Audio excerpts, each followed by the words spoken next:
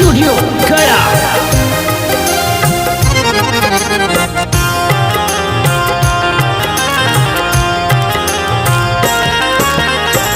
नम्र और दीन होकर जीवन को बिताना, नम्र और दीन होकर जीवन को बिताना, प्रभु की हजूरी में घर तुम बनाना, घर तुम बनाना।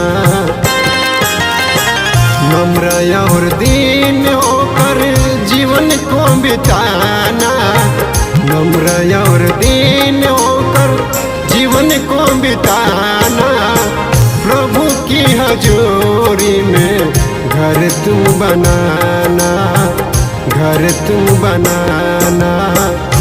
हालेलुया बोलो,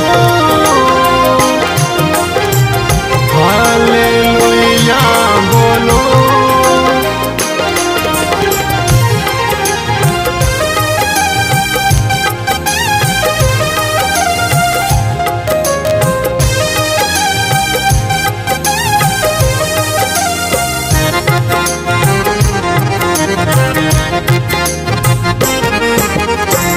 तूने मन में जोते मुझे प्रभु ने जलाया, सत्य मार्ग जीवन में हूँ उसी ने बताया, सत्य मार्ग जीवन में हूँ उसी ने बताया।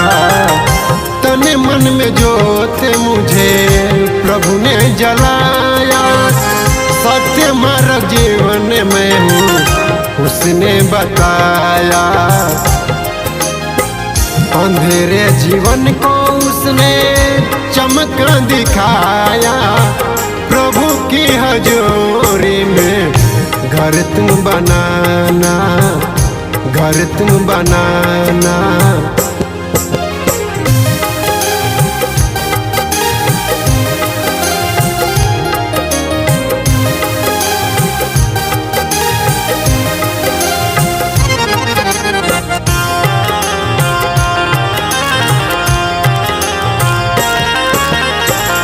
लगता जीवन में मेरा उद्धार हो गया है, प्रभु के चरण में तन हमार हो गया है, प्रभु के चरण में तन हमार हो गया है।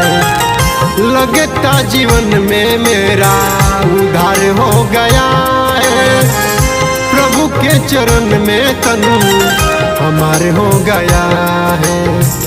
अखिलेश मुकेश के जीवन इसने बचाया, प्रभु की हजूरी में घर को बनाया, प्रभु की हजूरी में घर को बनाया।